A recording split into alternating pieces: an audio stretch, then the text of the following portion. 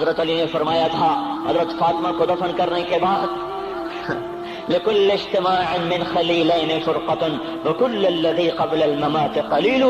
آج فاطمہ کو دفن کرنے کے بعد مجھ پر یہ بات کھل گئی ہے، کوئی کسی کا ساتھ نہیں دے سکتا، کوئی سدا سلامت نہیں رہ سکتے۔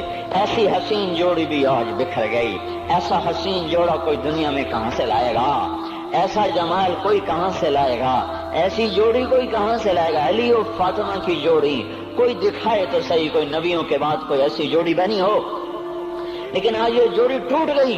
24 سال کی عمر میں فاطمہ جدائی دے گئی، 24 برس کی عمر میں جدائی دے کے جا رہی۔ ہاں لیکن بھائی ان کا تو مرنا بھی زندگی تھا۔ پانی کے لیے اپنے خادمہ سے فرمایا میرے غسل کا پانی رکھو، خادمہ نے پانی رکھا، خود غسل فرمایا، پھر اس کے بعد چارپائی کو درمیان میں رکھوایا اور کپڑے پہنے اور فرمایا علی اس وقت کہیں باہر نکلے تھے، فرمایا اب میں مر رہی ہوں، میرا غسل ہو چکا ہے، مجھے دوبارہ غسل نہ دینا، یہی میرا غسل ہے اور علی کو بتا دینا، اور وہ گئی۔ ہاں آپ نے کہا تھا حضرت فاطمہ سے میں جا رہا ہوں، وہ رونے لگی، پھر آپ نے پھر کان میں کہا نہیں نہیں تو غم نہ کر، سب سے پہلے تو ہی مجھ سے آ کے ملے گی۔ پھر وہ ہنسنے لگی، حضرت عائشہ رضی اللہ عنہا دیکھ رہی تھی، پہلے روئی پھر ہنسی، تو کہا یہ کیا بات ہوئی؟ کہا مجھے میرے باپ نے کہا میں جا رہا ہوں تو مجھے رونا آیا، تو پھر انہوں نے فرمایا تو غم نہ کر، سب سے پہلے تو ہی مجھ سے آ کے ملے گی۔ تو پھر میں خوش ہو گئی۔ باپ کے جانے کے صرف 6 مہینے کے بعد ابا سے ملاقات ہو گئی۔ تو حضرت علی فرما رہے ہیں آج دیکھو دیکھو ان افتقادی فاطمہ بعد احمد دلیل علی اللہ یدوم خلیل۔ آؤ آؤ دیکھو دیکھو، میں نے انہی ہاتھوں سے محمد مصطفیٰ کو قبر میں اتارا تھا، آج انہی ہاتھوں سے میں نے فاطمہ کو اتار دیا۔ آج مجھ سے کہ دنیا کا دھوکہ کھل گیا ہے، مجھے پتہ چل گیا ہے کہ یہاں کوئی دوستی سلامت نہیں رہ سکتی، کوئی گھر آباد نہیں رہ سکتا۔ کل بیت وإن طالت سلامتها یوم ستدرکہ النکباء والحباب۔ او میرے بھائیو، کوئی گھر کتنا آباد رہے، سلامت رہے، ایک دن آتا ہے کہ مکڑی کے جالوں کے سوا وہاں کچھ نہیں ہوتا، ہواؤں کی سنسناہٹ کے سوا وہاں کچھ نہیں ہوتا۔ اللہ کا واسطہ دیتا ہوں فیصلہ آباد سے دھوکہ نہ کھاؤ، اس کے بازاروں سے دھوکہ نہ کھاؤ، ہوش میں آؤ، ہم غلط جا رہے ہیں۔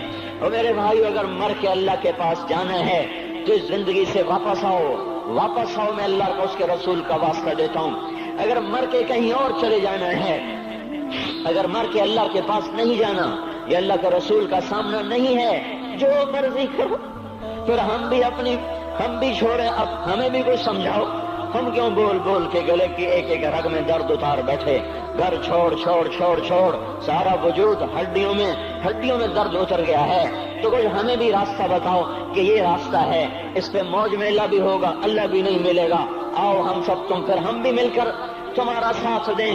ہم کیوں ایسے کھاری اٹھائے ہوئے در در کی ٹھوکریں کھاتے پھر رہے ہیں؟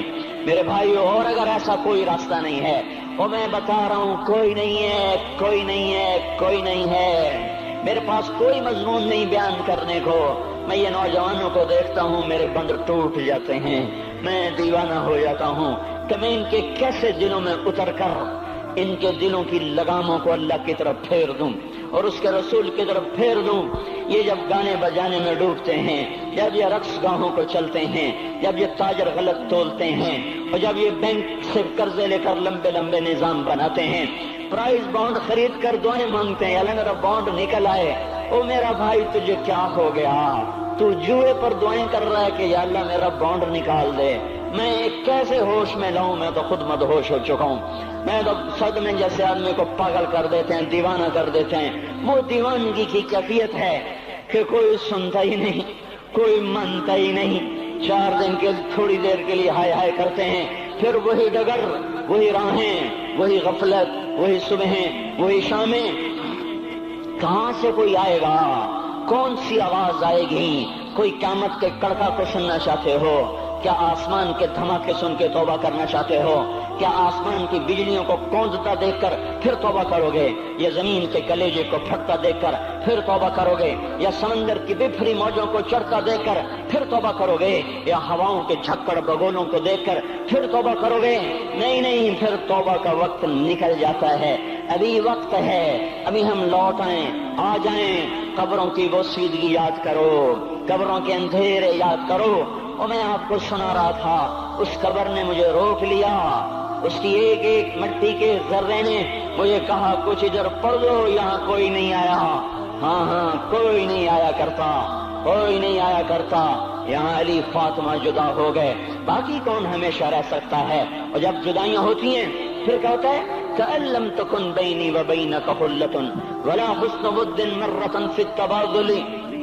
پھر ایسا ہوتا ہے جب جدائیاں ہو جاتی ہیں پھر یوں ہوتا ہے کہ جیسے کبھی کوئی آیا ہی نہ تھا، کوئی مل بیٹھا ہی نہ تھا، کوئی ماں نہ تھی، کوئی باپ نہ تھا، کوئی بھائی نہ تھا، کوئی سنگی نہ تھا، کوئی ساتھی نہ تھا۔ اس طرح انسان بھلا دیتا ہے اپنے جھمیلوں میں گم ہو کر، ہنسی مذاق میں گم ہو کر۔ میں اس قبر میں کھڑا پڑھتا جا رہا ہوں، اس کا کتبہ ٹیڑھا ہو چکا ہے زمانے کی گردش نے اور ماضی کے بے رحم گردش نے اس کے سارے کتبے کو کالا کر دیا تھا۔ مجھے تجسس ہوا، میں دیکھوں یہ ہے کون جس کی قبر نے مجھ جیسے اجنبی کو رونے پہ مجبور کر دیا اور مجھے کھڑا کر دیا۔ میں قریب ہوا، میں نے جھاڑا تو پر لکھا ہوا تھا اللہ اکبر، رستم ہند امام بخش۔ رستم ہند، جس کے لیے مہاراج قالین بچھاتے، جس کو ہاتھیوں پہ سوار کروا کے لایا جاتا تھا، جس کے آگے پیچھے ڈھول بجتے تھے، اور جیسے آج کل یہ کرکٹ کے کھلاڑیوں کے آگے پیچھے خلقت ہوتی ہے، یہ وہ دور تھا جب پہلوانوں کے آگے پیچھے خلقت ہوتی تھی۔ آج اس کی خبر ویران ہو کر کہہ رہی ہے کوئی ادھر بھی تو پڑھ کے جب چلتا جائے، کوئی یہاں بھی تو کچھ تحفہ دیتا جائے۔